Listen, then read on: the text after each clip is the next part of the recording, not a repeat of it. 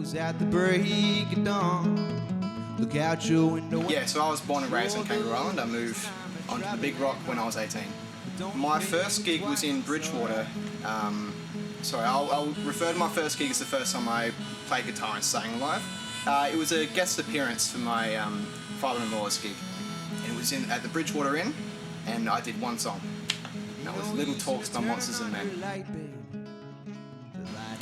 I'm just doing music at the moment. I've managed to sustain enough of an income to keep that going. I had a couple different jobs, from working in hospitality to construction, but I couldn't be happier doing music.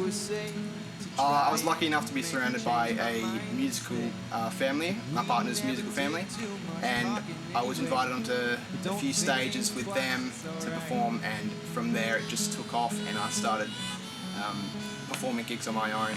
Yeah, so I actually grew up playing saxophone on Kangaroo Island at the public school there. So that was my introduction to playing live as well.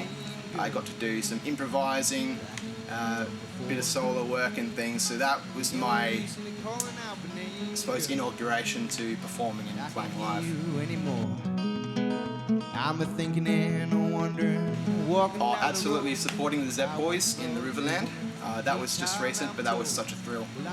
Yeah, well, I suppose moving from Kangaroo Island to the mainland was quite an eye-opening experience. I didn't realise there were so many different avenues and things I could take, especially within music. I never saw it as a possibility. I moved when I was 18.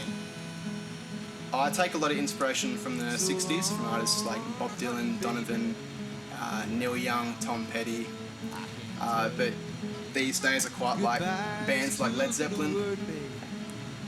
I get inspiration from everywhere, really.